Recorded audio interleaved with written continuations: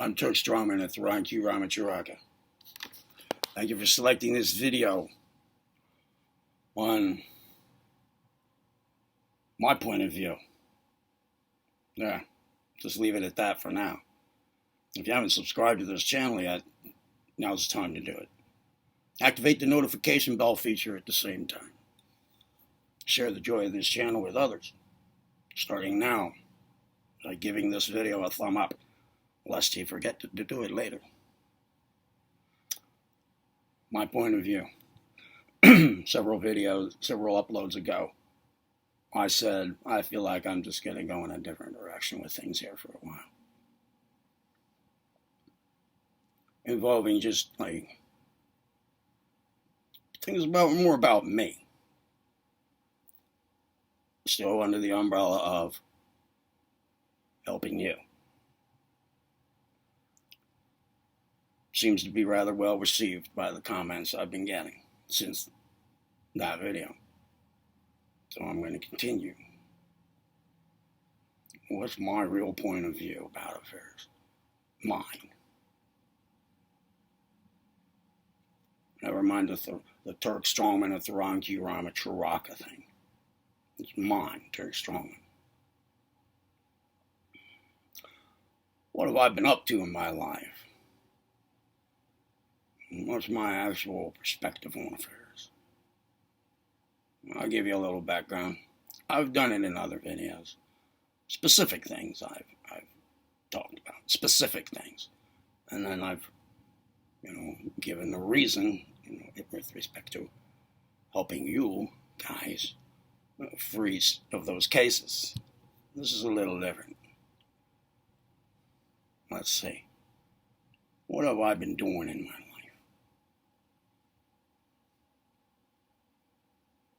Probably the most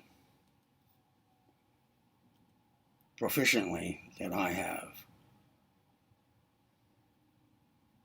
been involved in a career, what I was best at, other than what I do here, other than the Theron Q Ramacharaka material, other than that, I was probably best at being a drug dealer. No, I haven't done that for decades. A few decades. Couple. But the main part of it was 40 years ago. But it spanned 15 years, maybe 20. I was good at it. Very good at it. Very good at it. That's one thing that I can claim. I have been I've been a criminal. In some certain, not now, but I have been. There was a long period during which I had no regard for the law. I've been a chimney sweep in New York City. A cab driver. I was a doorman at the Ritz-Carlton Hotel. Primetime doorman. I've lived in abandoned buildings in New York City. There was a time when I had 3 apartments. One of which was,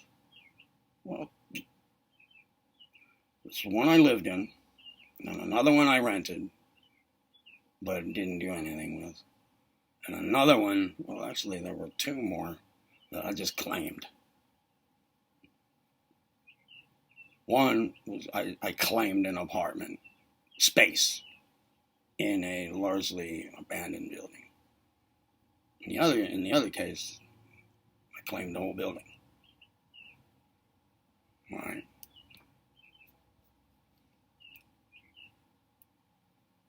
I was tripping on LSD all night with a friend when I was 28 in New York City.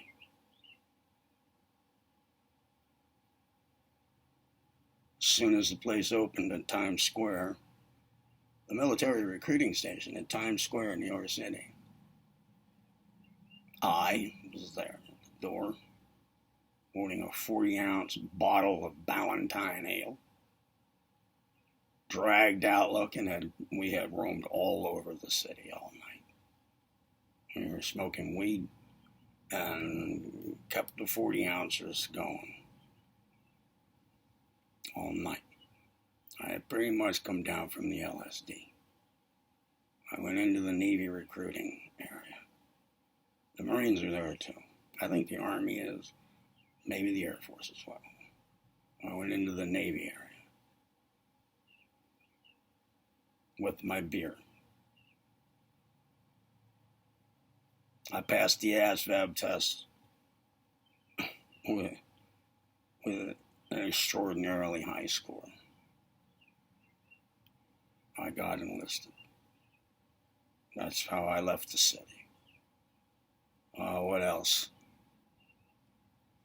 I was trained as a weapon firing controlman on surface ships. The big stuff. I was enlisted for 6 years. All right, what else have I done? I was a bicycle messenger in New York City. I've done a lot of construction work. My God, what else? It's hard to remember them all. An industrial painter. But the thing I was best at was drug dealing. Cocaine, marijuana, hash. Largely those things.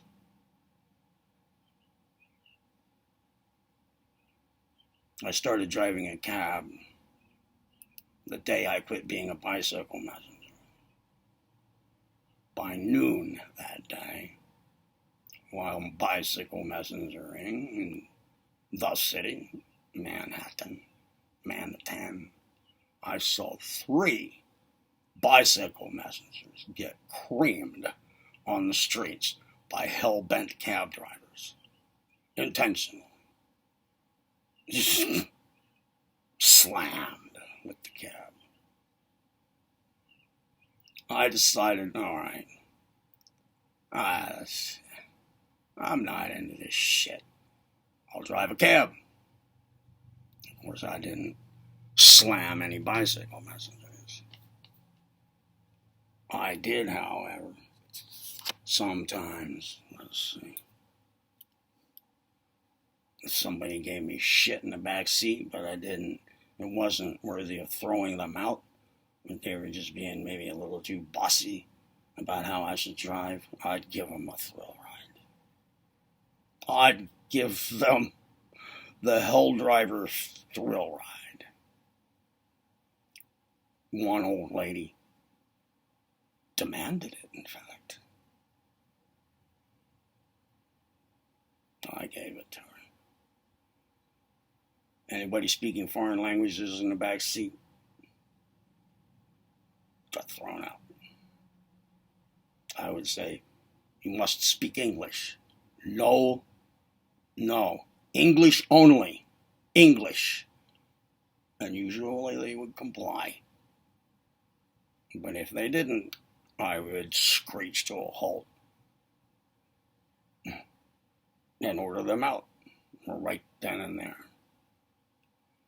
I didn't like anybody speaking tongues behind me at night in New York City in my cab. I don't know what the hell they're talking about. I don't know what they're thinking, what they're planning, what they're doing. Out. What else? What's my point of view about affairs? In large, my point of view about affairs now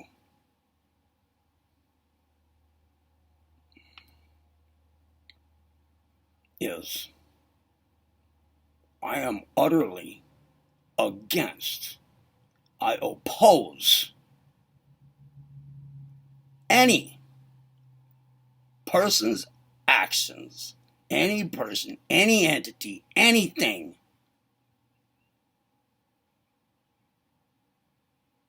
that attempts to or does entrap me, bind me, control my thoughts, control my consciousness, deceive me, any such thing, anything that feeds on any part of me,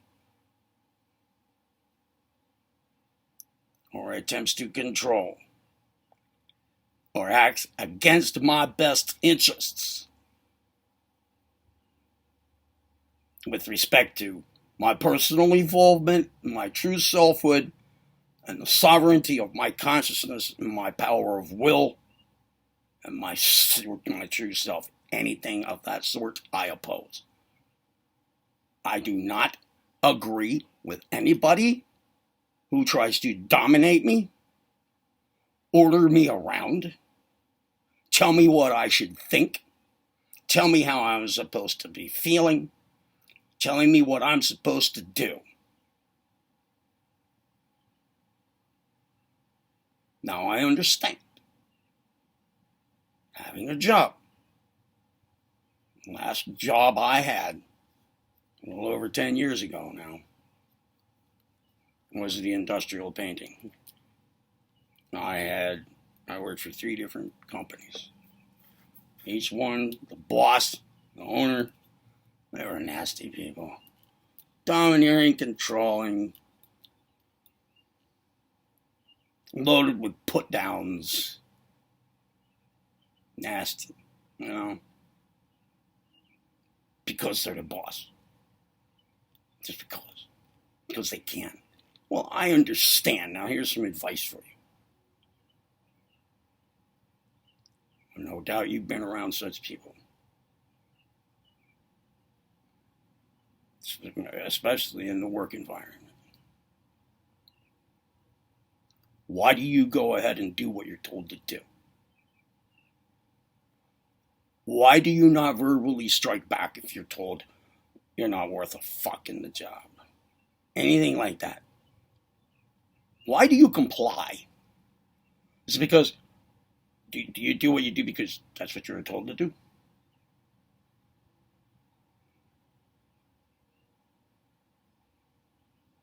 Or because you have to support your family?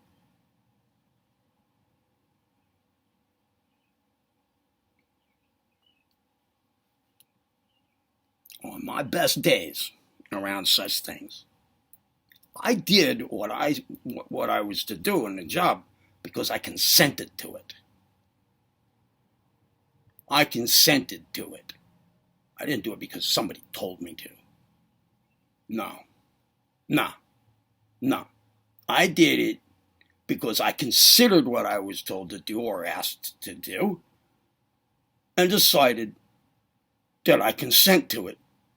That's why I did. That's when I would do it. Really, why would I go ahead and do it? Why would I? What would I be on my mind then when performing the actions? That I'm doing it out of a sense of duty to universal will. That's it. I wasn't doing it for my boss. I wasn't doing it for me. I wasn't doing it for a paycheck. I wasn't doing it because I was told to. I wasn't doing it for the company. I wasn't doing it for the customer. I was doing it with no results in mind at all. Just out of a sense of duty to universal will. And I consented to it. I suggest you adopt the same way of thinking.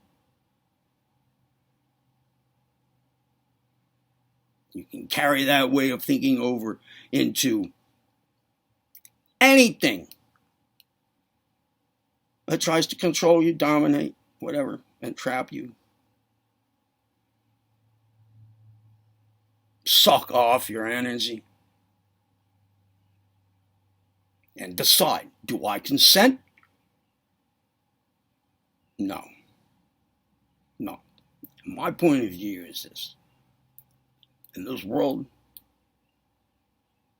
I have no interest in falling prey to advertising, marketing, neighbors telling me that I have to change my ways. No. If I consent, then all right, but I have no interest in somebody else, anybody controlling me at all. Deceiving my consciousness, deceiving my perceptions of the world. I have no interest in such things. I'm against them. I have made it clear across the universe that that's where I stand. I've also made it clear to any entities and all entities that prey on humanity in any way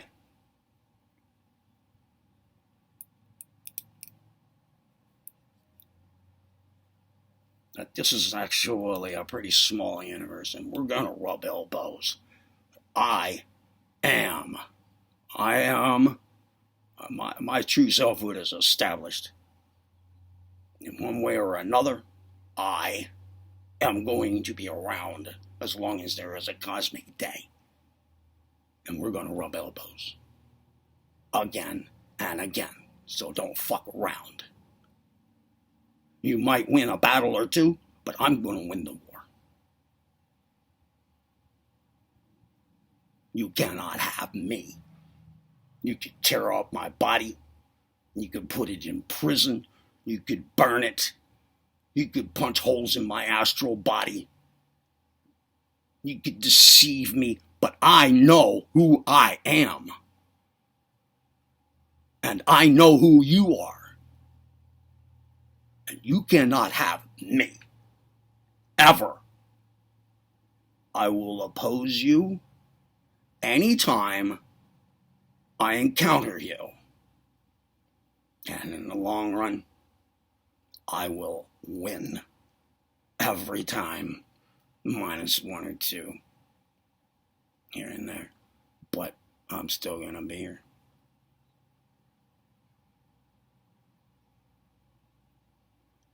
I recommend that you adopt the same point of view.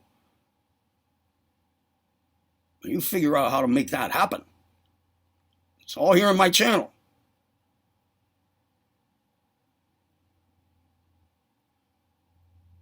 Remember this too. Whenever you announce something to the universe, unless it's directed at some specific being, when you make a general announcement to the universe, like I did, like I do, over this matter,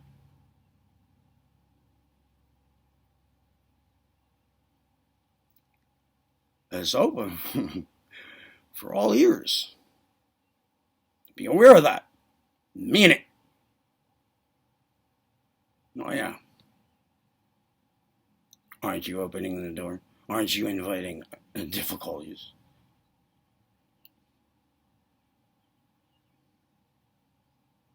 Anytime you take responsibility for things, you're accepting some difficulties.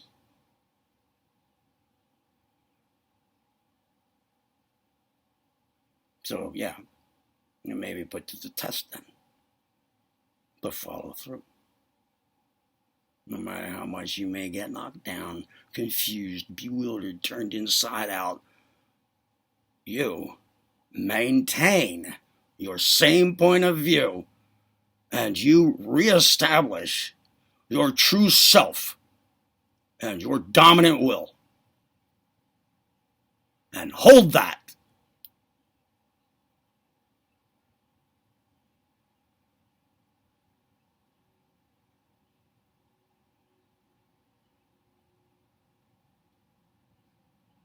And when that's firmly in your real-time experience, you make that firm announcement from your core. Rooted in the absolute. Whatever influence was screwing you up, get the fuck out. Just get the fuck out.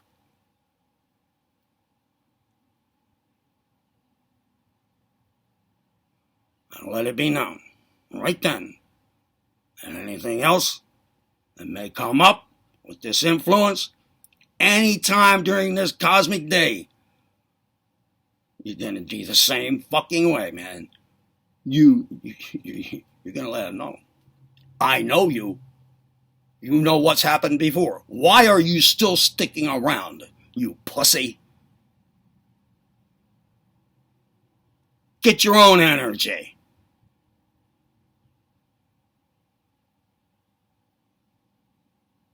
Stop being such a leech.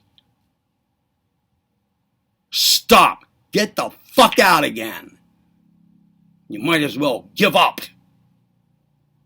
Because you cannot have me.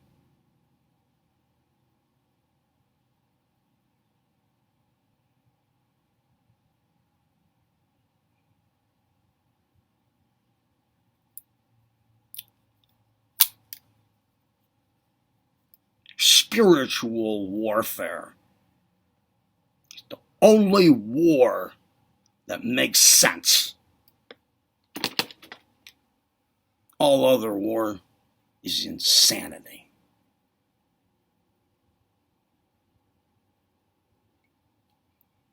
That's my take on things.